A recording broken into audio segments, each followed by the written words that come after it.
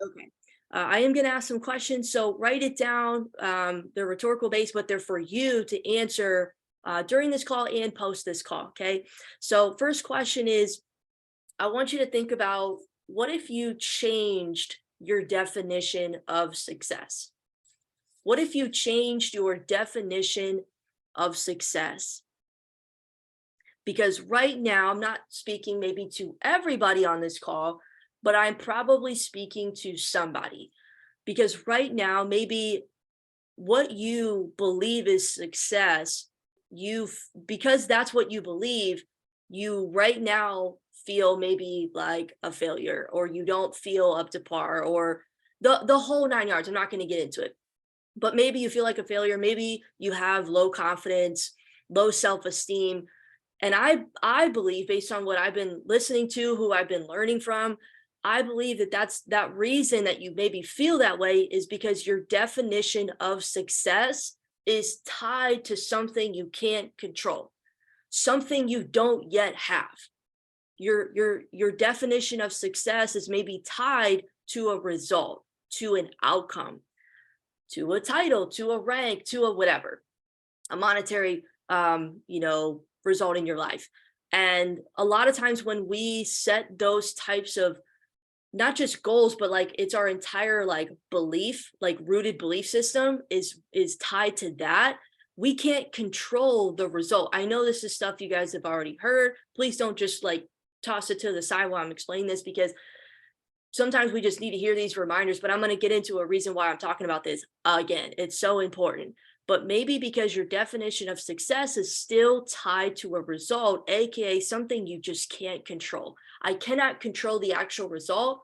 All I can control is my effort, my attitude, my heart, like my ability to grow, things like that. What if instead your definition of success was connected to the actual process? What if it was connected to your growth, your effort, your improvement, your ability to improve yourself? Okay. And growth and improvement look different for everybody. Everybody's different in their own journey. And so what if your definition of success was connected to that?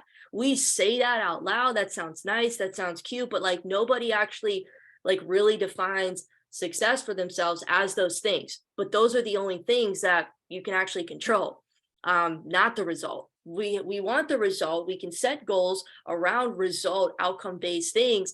But at the end of the day, I can't control that. All I can control are those things. So I'm trying to just stay with me here. Okay. So write that down. What if you change your definition of success? What if instead your definition of success was connected to the process, to your personal growth, to your effort, to your improvement, to your attitude, to your heart?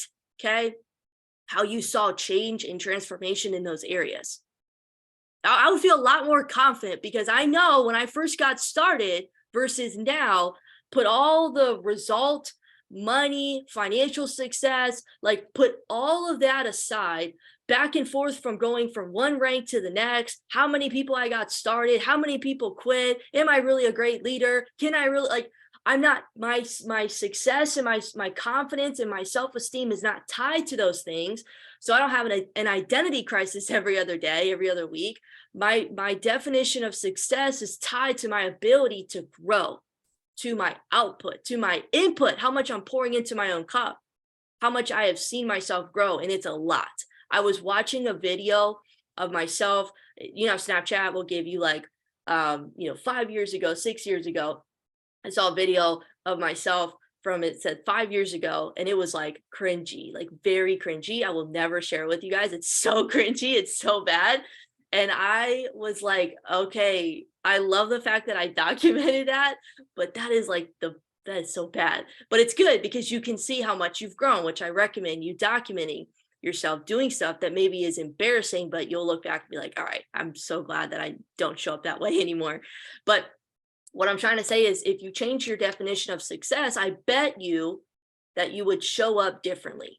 You would maybe show up even more than you're already showing up, because sometimes we don't even show up because we're trying to hide. We're trying to, keep ourselves from being seen or like whatever because of the way that we feel internally. And so outwardly it starts to surface, it starts to show. Okay. I bet you would have more confidence in who you are and who you're becoming, because your self-worth isn't based on an outcome that you can't control. It's based on your personal efforts and your ability to stretch yourself. Now, if you don't want to get uncomfortable, if you don't want to grow, like that's a whole different story. That's on you. But if you know, like you're obviously here for that reason to grow and be better, then your confidence can be tied to your effort like that, your ability to follow your word. And if you still don't feel like your confidence and self-esteem is up to par, like that just means you have some work to do. But I believe a lot of times our confidence and self-esteem is so low and we feel like we haven't done anything or we feel like a failure is because we're connecting and attaching ourselves to things that we just can't control at the end of the day. We're basing it off of what other people say is success or what other people are doing. And every time I've gone that route, the comparison game, I've always left feeling empty about myself. It's a no man's land. Like you literally will not get anything out of that. And I know it's very cliche to say, but sometimes you just don't realize those quotes and things that you hear until you're actually like living in it, till you're going through it.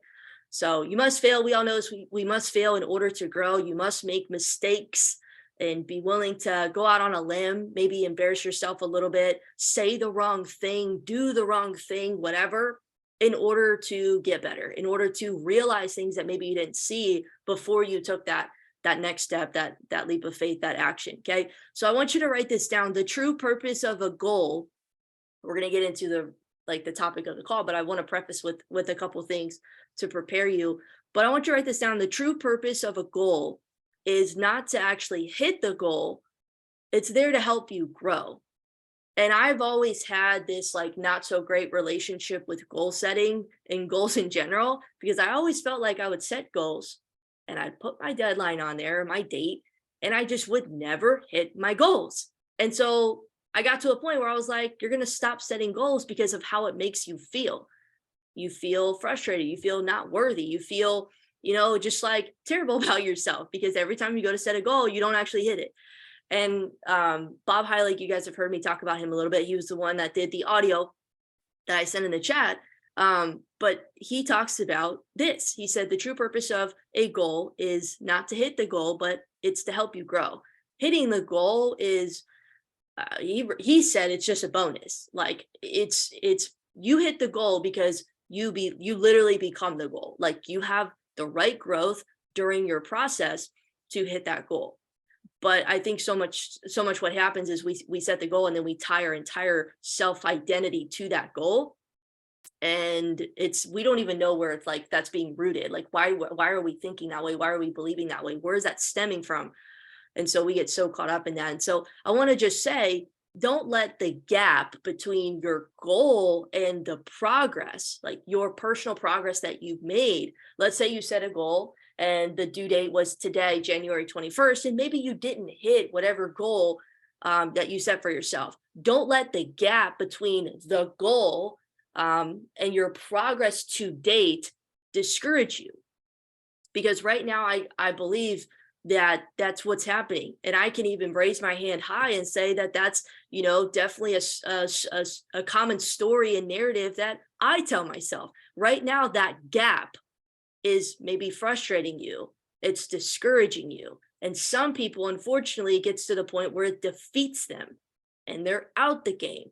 And all we needed was this little switch. And it's not going to maybe happen overnight where you're like, I'm totally cured from, how I feel about myself. It's going to take some time, but that repetition and those reminders of like, I need to re-identify how I define success for myself, because it's literally causing me to see myself in such a negative light because I'm looking at myself based on things that I haven't even defined for myself overall. It's based on what other people have said. So growth, that is the focus. Keep growth your focus. Your growth is always something that you can control.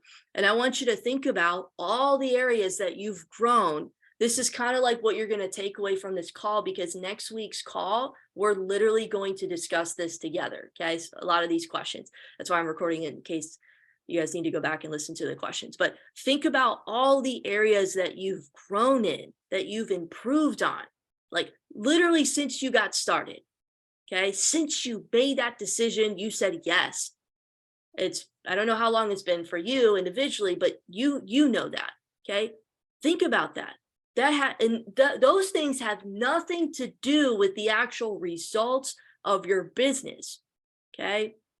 They have nothing to do with the outcome, the title, the rank, the signups, the physical stuff, the financial things that we not necessarily can control. Okay. What are the things that you value beyond just money and success? Success in like a physical form is what I'm referring to. What are the things that you value beyond beyond the money, beyond the financial, aspect of things? Okay. I want you to think about the areas that you've grown and that you've improved on, because that's where your focus and attention needs to be when you think about success. Okay. How can your business, this, become a vehicle for you? Okay. How can your business become a vehicle to help you, me, achieve the things that you're maybe going to write down after this call?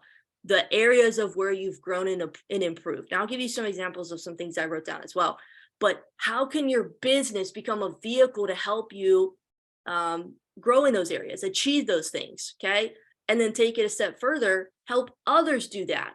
And I'm going to talk about that. This is where we're going to get into the call. But we're having conversations right now with people, and it's based on things that we haven't even done ourselves. And I'm gonna get into it, because it's gonna be like, oh my God, I can't believe, like, yes, yes, yes. This is exactly how I've been feeling. Okay. So you're not gonna be able to, I'm gonna get into the conversations right now. You're not gonna be able to have an authentic conversation about something that you don't have yet. You will not be able to have an authentic conversation, okay, or talk about things or post about whatever. You're not going to be able to have that you're not going to be able to have those authentic conversations about something you don't yet have, because authentic communication comes from your own life experiences. Authentic communication comes from your own life experiences. Okay. We've got to shift our focus from the results only, okay, the transactional conversations, and get really clear on the fact that the conversations that we want to have are not based around what I can get or what I can do when I'm talking to somebody, when I'm making a post on social media, but how I can help them, how I can help based on the message I'm sharing, based on the post I'm about to make. If you guys have noticed, I don't know, doesn't really matter if you have or not. I just took a little hiatus from social media this last week. I've been on there, but I haven't actually posted a lot at all. I haven't posted anything on my feed. And it's because I've been literally, I know I've been in my head overthinking this, but it's because I've realized a lot of what I have personally done is based around transactional conversations. Every time, I'm not going to get into it on this call today, but if you'd like to see the Instagram live, Bob Heilig did about the 3 types of posts that you should be making. It was very, very good. I can send it to you on Instagram. Just send me a text after this call. But he talked about how most people make posts and their conversations are product based, information based about their company, their results. They're like, what can I, get from this? What can I do out of this? And he said, that's why people don't engage with you. That's why there's no value. If you ever see people posting about those things, there's no engagement, because people only engage with things that they value, that they can relate to. And you don't do that if there's always a sales pitch. And I'm not saying I have a sales pitch in all my stuff, because I don't believe I do, but I've just been really rewiring what I'm going to be sharing and how I'm going to be showing up.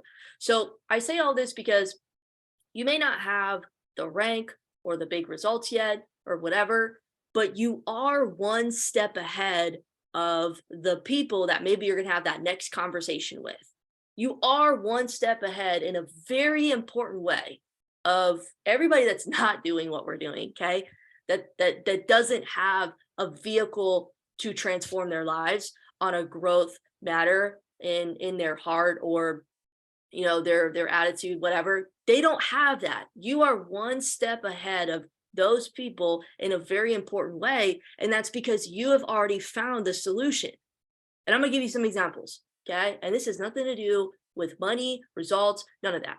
You've got a better attitude. Hopefully some of these may apply to you, okay? You've got a better attitude. You have a better mindset. You actually have a plan for your money. Now, if you're not following that plan, or you're not plugging in, that's maybe why you feel a certain type of way, because you're just not being consistent. And we talked about on last night's call, shout out to Eric for asking this question. He said, I just feel inconsistent about everything. And inconsistency, this is a side note, but I think this will help somebody. Inconsistency is not the root. It's like, that's maybe how you feel, but that's not the root of the problem. You feel inconsistent because you haven't gotten clear on why you're doing what you're doing, and whatever you're doing, where that is taking you. Your goal is supposed to take you somewhere. And many of us haven't identified not only the goal, but where is that goal actually taking you? Okay. So I'm going to get back to, you have a plan for your money now. You do. I have been so much better about my money. Every week I do something with my money that allows it to grow. And if you're not following that, either you're not plugging in, or that's on you. You've got to get real about, why am I not growing in this area? Because you can control that. You can control, even if you put $5 aside. I was talking to my cousin yesterday, and I said, look, man, you got to make sure you put money aside every single week, whether it's towards your savings, your investments. And even if you put money in your savings, you'll have a little cash cow ready to go for when it's time to actually make some of those investments. But you're putting money aside every single week. I look at that as paying myself. I don't need to go out and buy all those things. Like, they say, pay yourself 10% on what you want. You can do that. That's fine. I put my 25% aside to my savings and investments every single week. Okay. Maybe for you, it's biweekly. Maybe for you, it's, a smaller percentage or a bigger percentage. I don't know. Okay. You now have mentorship. Are you using it? Are you leveraging it? That's something that you can control. Okay. Maybe you're more self-aware. I believe everybody on this call is hopefully more self-aware. Okay. You're surrounded by a community of people that make you better. I'm giving y'all some stuff for those questions, and these are maybe some of your answers. Okay.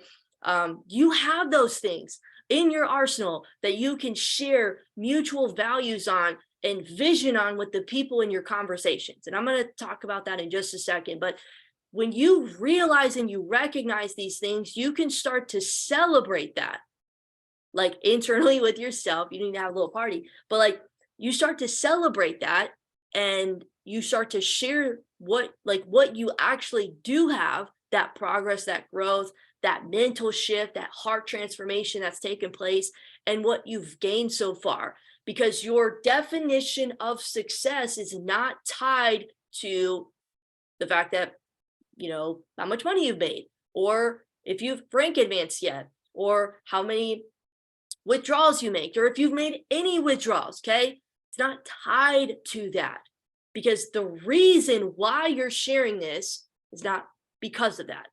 It's because of what we just talked about. I'm going to give you a way of actually formulating that. So here's another question. Why did you decide to say yes to this business, to the academy, to getting involved? Why did you decide to say yes? These are some side questions with that. What were you missing? What the heck was the problem going on in your life?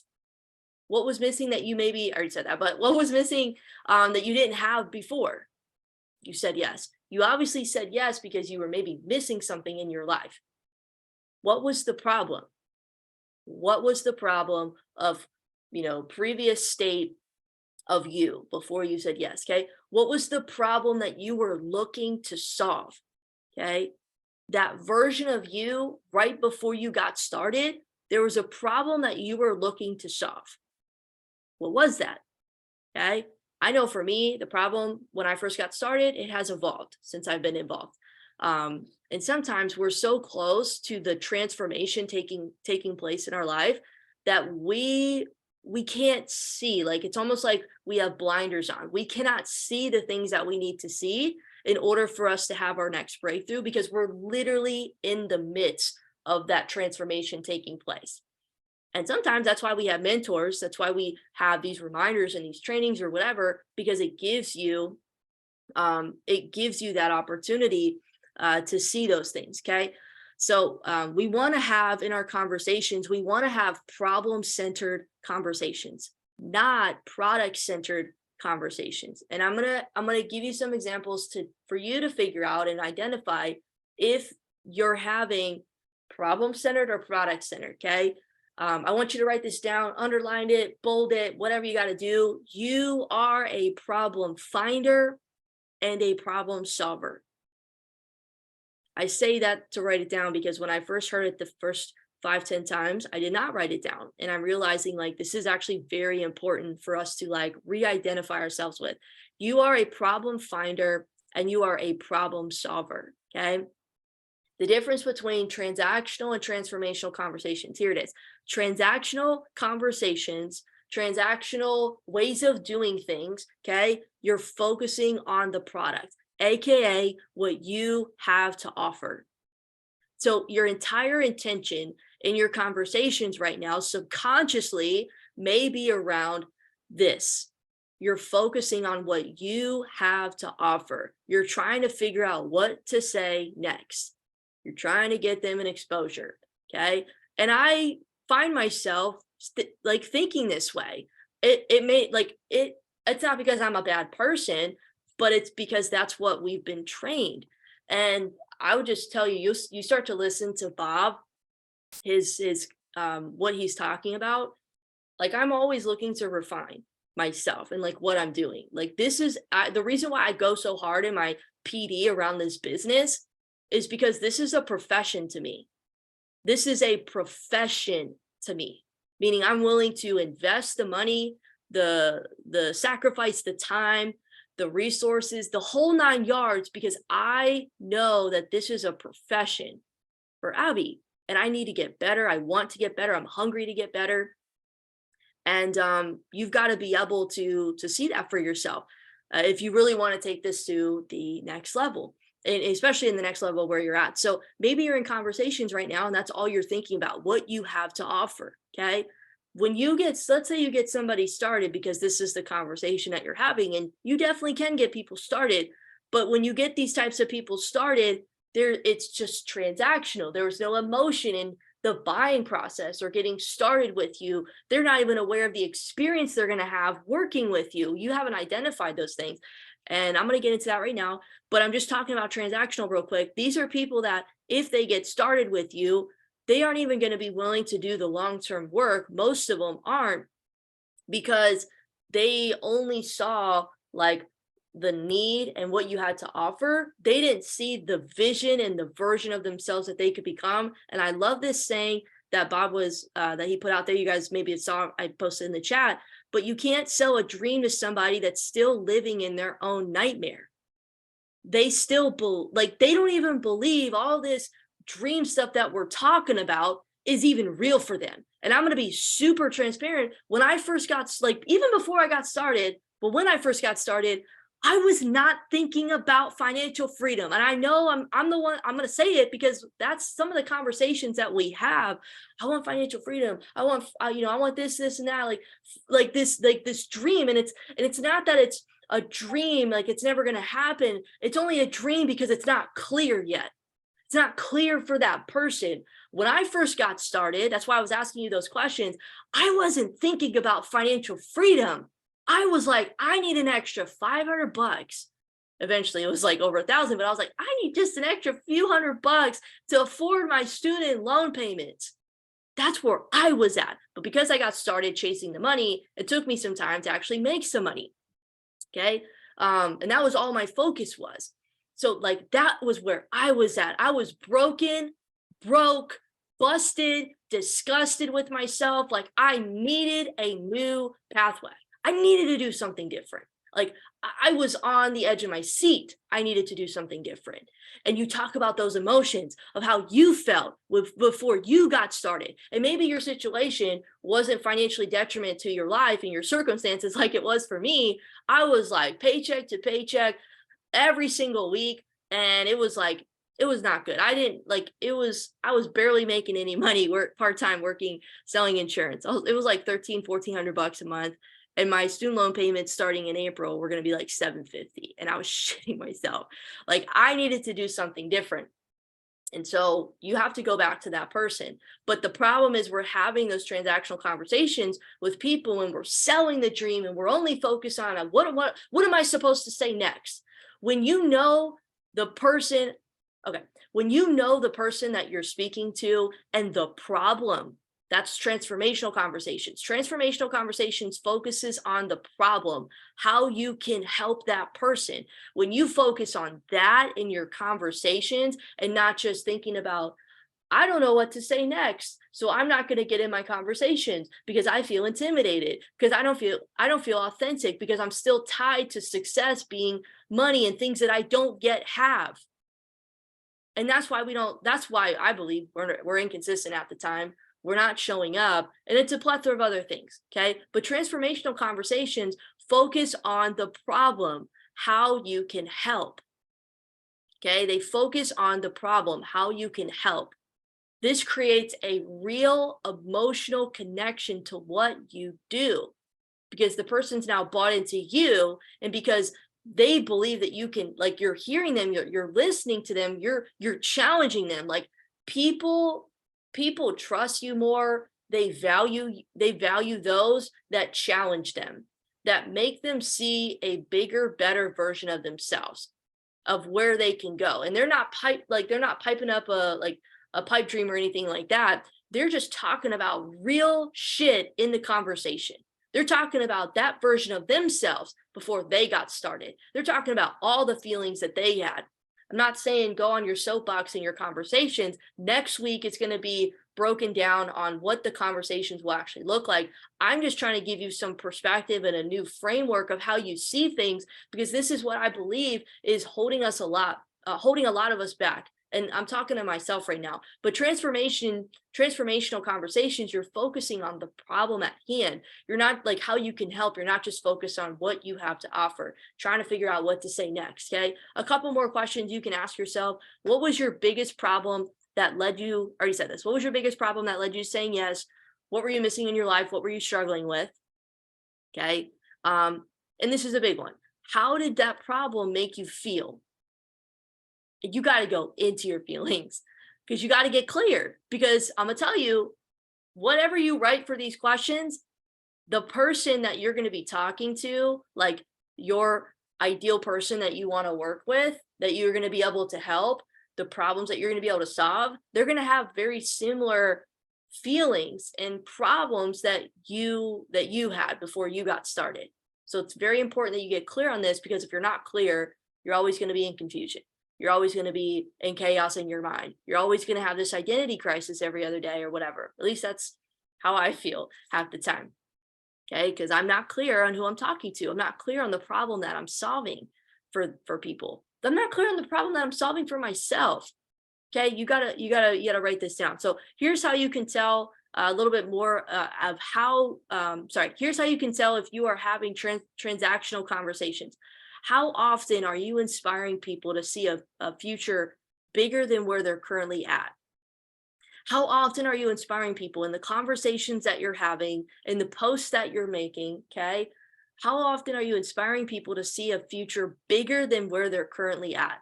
A version of themselves better than where they're at right now. Okay. When you begin to speak about these things, the problems that you also had and how it's transformed you and maybe challenged you, like that's what's going to get people to like really make a connection with you. Because now they both, like, you guys are both on the same page. You have similar mutual values. You have similar mutual, ways of thinking and like who you want to become. People will never forget the way that you made them feel. And so if we're always talking about the product and like, information. And yeah, you gotta, when you want, like, just immediately going into questions that don't really serve them, you're trying to service them. You're not going to build a connection from that. So every point, this is what most people are doing, but every point of communication for most people in their conversations are about the products or promoting their service, and they aren't doing anything to actually connect with the prospect about their mutual values and to actually serve them. Okay, we're not going to inspire people to a greater future or version of themselves if we're always leading with what we have to offer. We have to really dig in and we have to relate to them. And you can do that by first identifying a lot of these questions I'm asking you. And so I'm going to a couple more points and we're going to wrap up the call, but I want you guys to also take note of this. Just looking at, you guys know, John Maxwell, he talks about like the levels of leadership. Well, here's a twist on this. Okay. There is levels of value and product-based conversation. Okay, where you're not like, you're just talking about surface level stuff here. You're not really digging into their problem, making that connection. How are they, like, what are their feelings about their problems and relating that with them. Okay. Product-based conversations are the lowest level of value. Okay. It's the lowest level of value transfer. What you want to be talking about, and it's not going to be in a certain order. Like, you're not going to be in conversation and you're going to think about, I got to say this in this order and this and this. Like, no, because you're still thinking in like a transactional mindset. When you're thinking from a transformational mindset, the problem that you're solving for people, and the questions and the relatability and the whole dialogue, it almost will become effortless for you over time as you do this more, because you're not in there just to get somebody to watch a video. Like, you are actually opening that new conversation, talking with that person because you have a solution to a potential problem that they have. All you're doing in the beginning is figuring out, do you have a problem that I can solve? And if you do, that's where you really dig in. Okay. If they don't have a problem that you can solve, then like, you don't need to continue. You don't need to continue doing that. You can still be of service. Like, you can still have a servant's heart with everybody you talk to.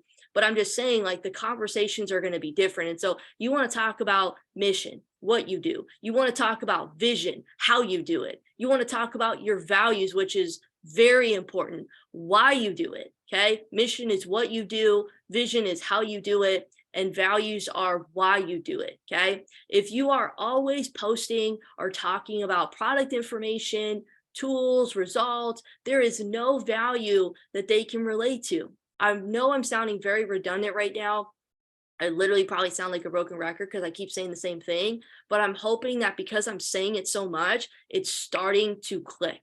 And people will only reciprocate and engage with you if there is value. So if you're noticing in some of your conversations, which I think next week, leading into our last call together, going over these examples of what those conversations look like, and also identifying the answers to these questions I gave you, because we're going to discuss that together, you're going to start to see and recognize truly, like, man, the conversations I've been having are very transactional, and that's why I'm getting the results that I'm getting. Okay. So just recognize people will only reciprocate and engage with you if there's value. Yeah, you're always going to struggle to have people work with you or get started with you. Okay. Over time, if you continue to have conversations like this, like, you're literally going to feel like you're on this hamster wheel of trying to figure out what to say next or do next, because everything is just transactional based, and we haven't made the switch to, we need to talk about the problem. The conversations need to be problem based. So the solution is, we've got to clearly define the problem that you are solving. Like, homework leaving this call is answers. You don't need, I asked you a lot of questions, but answer some of those main questions I asked you and clearly define the problem that you are solving. Okay. Go back to those problem questions and you have to get super clear on the person's current state and how you can help them. So when you're in conversations, you've got to be able to identify that person's current state, and knowing the problem that you solve is literally going to make your conversation so much easier and literally effortless, because you know exactly why you're in the conversation in the first place. Like, you're here to help them solve a problem. And I'm trying to ask certain questions that are purposeful and intentional, that are going to uncover and pull the veil of why they're at where they're currently at, why they feel that way. But you only know to do that because you're clear on those questions for yourself. Okay. Purpose and fulfillment in your business comes from helping a specific person in a meaningful way. That's what we're going to be doing. Purpose and fulfillment in your business comes from helping a specific person in a meaningful way. Okay. This ultimately becomes the mission of the work that you're now doing. Beforehand, like over the next couple of weeks, I promise you it's not going to happen overnight, but over the next maybe few weeks or so, you're going to start to become very clear on these things about yourself. And when you are clear on these things, you're going to start to move with purpose. You're going to start to have a greater sense of fulfillment and reason as to why you're getting in conversations. You're not going to be intimidated by prospecting or following up, because you know why you're helping people. You know the problem that you're solving. You know the current state of where they're at and their feelings, because that's how you felt, and you now are clear on that for yourself. Okay. You know how you're solving the problem for them. Okay. And this becomes the mission of the work that you're doing. And so it's not just about general problems. It's about helping a specific person on their specific problem in a meaningful way that creates purpose and fulfillment. If people believe, this is like one of my last points, if people believe that you understand their problems, they will automatically assume that you can help them. If people believe that you understand their problems, they will automatically assume that you can help them. The problem is we're having conversations where people don't know that we understand their problems. So they don't believe that you can help them. So if you take the time to connect with people around their problems, they will automatically believe that you have the solution. I had a conversation with somebody the other day. I was on this call with them on Monday. They're amazing. They literally gave me so much value and perspective. And they talked about, if you guys heard me share the story yet or not, I'm gonna say it again. It's really good. He said that he was training for a marathon. He was going to ride his bike across the United States, which he ended up doing. So before that, he was preparing and training for that. And he started over the next couple of weeks, he started to experience a really rough, bad knee problem. And it was kind of going on for a few days. And he immediately was like, all right, I need to do something about this. And the first person that he thought about was, if you guys follow Knees Over Toes Guy. I don't know. I'd never heard of that guy's account. I follow him now because he's kind of cool. But he was like, how did I know to immediately go to that guy's page and ask for help? He said, because he made himself the only and obvious solution to the problem that he solves. And I was like, man, that's so powerful. And I think will get to that point where people will think of you when they're going through certain struggles or whatever, as you being their obvious solution to their problem, but they're not going to know that unless you make it clear and obvious in the conversation of the problem that you solve, and you relating with them in the conversation and exchanging value and challenging them and showing them a greater version of where they can go. And we're going to talk about this next week. I'm just saying, we're going to do that. Okay. And that's the difference maker. Instead of just having all these transactional based conversations where there's no emotion being created or involved, there's no connection being established, we're going to change that. Okay. I had this girl yesterday, I was telling a couple of people, literally message me. She was somebody I started messaging in October. And she like skimmed the video. I got her in the page. She skimmed the video and she didn't really watch it. She texted me after, said, I asked her like, what'd she like best? And she messaged me back and she said, hey, I'm like kind of doing crypto right now. I'm in school. Just, not, this isn't really a priority. If I ever want to learn, I know who to, I know where to message you, whatever. So I don't remember how our original conversation went. I just know she kind of just cut me off. And she messaged me yesterday, literally said, all right, girl, I'm something like I'm really like I'm tired of being broke and I'm just going through whatever she said. Like she hit me up yesterday, literally over 2 months later. Because and I say this because it's like, man, did she think that I was the solution to her problem? It just got me to think about that. Did she think I was the solution to her problem? The answer is yes. She went to me. She says, I am tired of feeling broke. I need a side hustle. I need help. And I was like, cool, let's run it. So my conversation with her was based around the value of the problem I solved, how she has been feeling, and how I can potentially help her. We have a call set up on Tuesday. She was all excited. I'm putting this in my calendar right now, sending me the Zoom link, boom, boom, boom. Like it was amazing. And I was like, man, this is like literally just happened. I know it was from 2 months ago. Don't count those conversations out that maybe you talk to people and they don't, follow through. You never know what's going to happen. And I believe it's not from that conversation only. It was from the value maybe I was posting on my page as well and focusing on these things. So your prospects, your conversations with them, okay? I want you to reframe your mind. It is an opportunity to learn more about them. Okay? When you're in conversation with people, it is an opportunity for you to learn more about them and how you can help. What if every time you spoke to them, you challenged them to think bigger?